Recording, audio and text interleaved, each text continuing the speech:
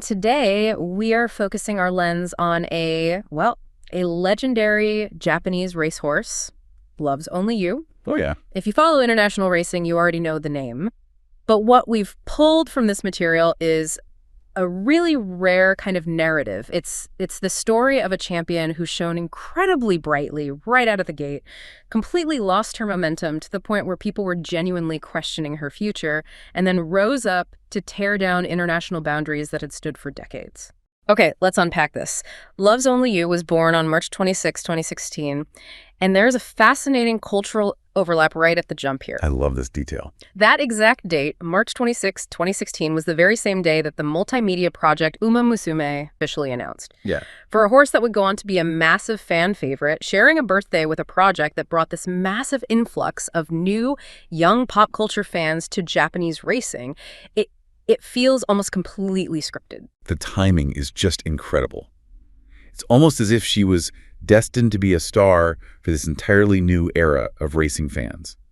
And that connection to the everyday fan really becomes the defining feature of her early career when you look at how she was purchased. Definitely. She was bought as a yearling for 160 million yen by DMM.com.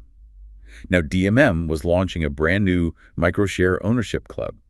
And that the traditional model where, a single wealthy individual or a small, very exclusive syndicate owns the horse, DMM tried something radically different. They divided her into nearly 10,000 shares. That structural shift is huge. I mean, it completely democratizes the ownership experience. Exactly. Instead of needing millions of yen to get a seat at the table, thousands of everyday racing fans could buy a tiny fraction of this beautifully bred yearling, and the demand was staggering. Her total offering reached over 240 million yen, just blowing right past her initial purchase price. Which is a tremendous financial success for the syndicators, but think about the pressure it creates. Oh yeah, immense pressure. Before she had even begun formal training, Love's Only You was the undisputed face of this 10,000 share experiment. She had an army of expectant micro-owners invested in her every single move. Right. In a standard syndicate, if a young horse needs time to develop or, say, has a minor setback, the manager calls a few wealthy owners and quietly explains the situation. With 10,000 owners, every minor update is public news. And right away, she faced one of those exact setbacks. She actually missed the Okusho, the first leg of the Japanese fillies Triple Crown. Yeah, that was tough. It was because of a minor illness and a lack of graded earnings at that specific time, but the delay didn't derail her at all. She routed the field in the Washora Nagusa show, which perfectly set her up for the Yushin Himba, the Japanese Oaks. And that race is the true climax of her early career. It really is. It wasn't a runaway victory either. It was a grueling head-to-head stretch battle against Curran Bukedor. They separated from the pack and fought for every single inch down the Tokyo Straight. Love's Only. You just refused to yield and hit the wire first. That victory was a monumental milestone. She remained undefeated, but more importantly, it was DMM's first ever graded stakes win, and a classic victory at that. In roughly 2.5 minutes, she validated the entire microshare experiment. She really did. She wasn't just a promising prospect anymore, she was their foundation horse. She proved to the establishment that a crowd-funded horse could reach the absolute pinnacle of the sport. You can just imagine the absolute chaos and whatever message boards or group chats those 10,000 owners were using. Oh, it must have been wild. But here's where the story takes a harsh turn. She wins the Oaks, she looks totally invincible, and then a wall. We enter a phase that lasted for nearly a full year, where Love's Only, you simply could not find the winner's circle.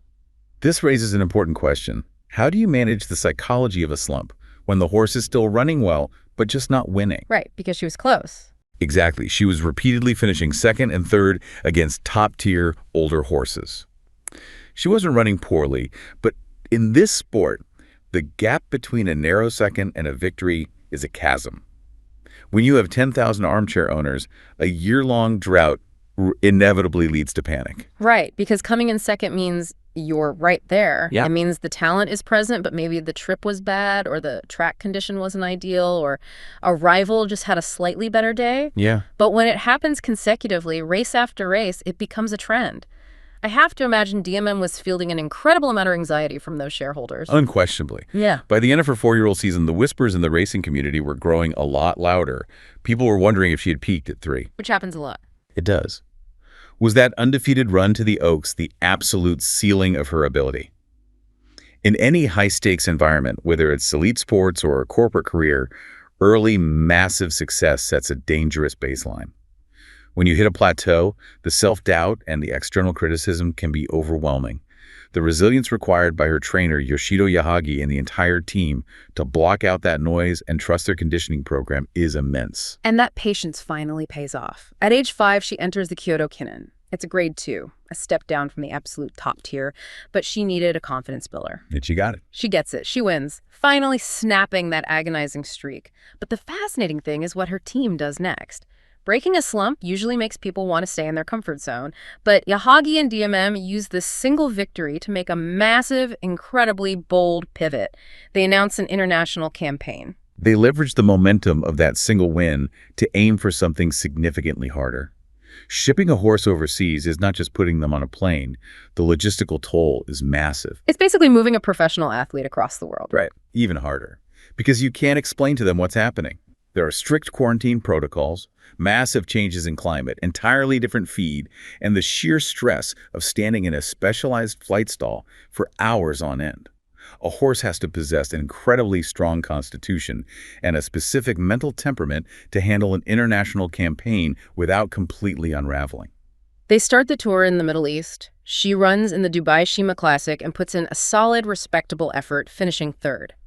It showed she belonged on the world stage, but she wasn't quite dominating it. So they pack up and ship her to Hong Kong for the Queen Elizabeth II Cup. And Hong Kong is notoriously difficult for foreign raiders to win, especially against the local specialists. She was lined up against Glory Vase, an exceptional horse who thrived at Shatan. But this time, she doesn't settle for a placing. In the final stretch, Love's Only You powers past the field to claim the victory. It was a massive statement. She went into another jurisdiction, faced their specialists on their home turf, and took the prize. It confirmed Yahagi's belief that she was a true global competitor, but it also set the stage for the ultimate test. Here's where it gets really interesting. She comes back to Japan, runs a tune-up at the Sapporo Kinnin, finishing a close second, and then they point her toward the United States for the Breeders' Cup filly and mare turf. Now, this is the big one. Now, to understand the gravity of this, we have to look at the history. For decades, Japanese horse racing has been a powerhouse. But the Breeders' Cup had been a site of constant heartbreak. They had sent champions, absolute legends of the Japanese turf, to America, only to come up short year after year. The tight turns of American tracks, the firm turf, the aggressive riding style, it had always been an unsolvable puzzle. The Japanese racing industry had internalized the Breeders' Cup as a sort of final frontier. Winning there wasn't just about adding a trophy to the cabinet. It was about proving the global supremacy of Japanese breeding and training. Exactly. So she draws into the filly and mare turf at Del Mar, a notoriously tight track. And the race itself is completely cinematic.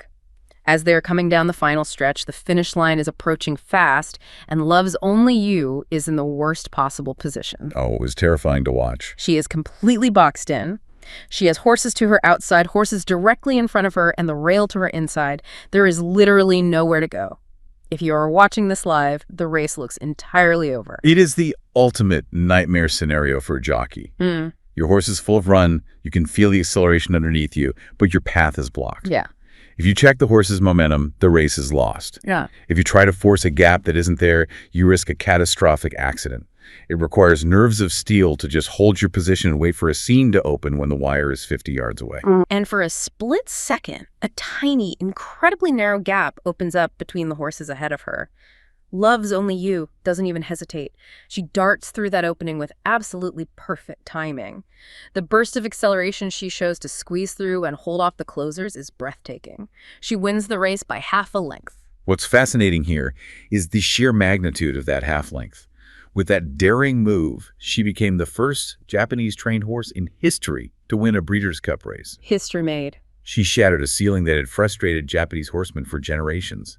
The significance of that cannot be overstated. She didn't just win a race, she permanently altered the international perception of the Japanese thoroughbred. And you can see exactly what it meant in the immediate aftermath. Her jockey, Yuga Kawada, is widely known as a stoic, intensely focused, almost unreadable competitor. He is not one for wild celebrations. Not at all. But when they crossed that finish line, that stoicism completely melted. He broke into a massive smile, stood up in the irons, and formed a heart shaped with his hands toward the grandstand and the photographers. It's a striking visual. That heart shape wasn't just a personal celebration. It was the release of decades of pent-up national frustration. It was a direct message to those 10,000 micro-shareholders waking up in the middle of the night in Japan to watch the broadcast, and to the entire Japanese racing community. It exemplifies how a single sporting moment can transcend the individual competitors and elevate an entire culture. And the most unbelievable part is that the story gets even better.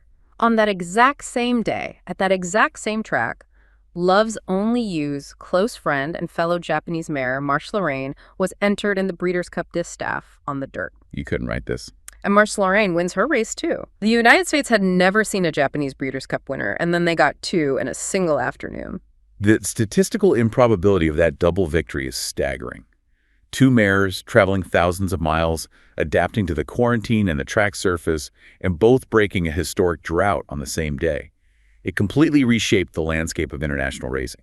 After that historic afternoon at Del Mar, their paths diverge. Marche Lorraine heads back to Japan. But Love's Only Use campaign isn't finished. Instead of flying home for a well-deserved rest, Yahagi ships her straight from California back across the Pacific to Hong Kong for the final start of her career. She enters the prestigious Hong Kong Cup. Which is an incredibly demanding ask. To peak for Dubai in the spring, hold form through a trip to Hong Kong, maintain it through the summer in Japan, peak again in America in November, and then ask for one more massive effort in Hong Kong in December. The physical durability required is immense. And she delivers. She wins the Hong Kong Cup, completing a run of 3 consecutive overseas Grade 1 victories across multiple continents in a single year. No Japanese horse had ever achieved anything remotely like that. She retired not just as a champion, but as a true global pioneer. She proved that you could take a horse, fly them around the world to different climates and track configurations, and systematically take down the best local horses in their own backyards. The epilogue to her racing career is just as special. She retired and was sent to Northern Farm to begin her life as a broodmare. And shortly after she settled into her new routine, a familiar face arrived at the farm to join the broodmare band. It was Marche Lorraine. A fitting reunion. The details from the farm are incredible. These two mares had grown up together as weanlings way before anyone knew what they would become. They conquered the world together on that historic day in California, and then they reunited back in Japan as what the staff affectionately referred to as mom friends. They were placed in adjacent paddocks, just living out their retirement side by side. It provides a wonderful sense of closure. The racing industry is defined by intense competition and fleeting careers. To have two pioneers finish their historic journeys and end up peacefully sharing a paddock, it really grounds the massive global achievements in a very quiet, grounded reality. Thank you so much for watching. If you enjoyed this video, please like and subscribe for more.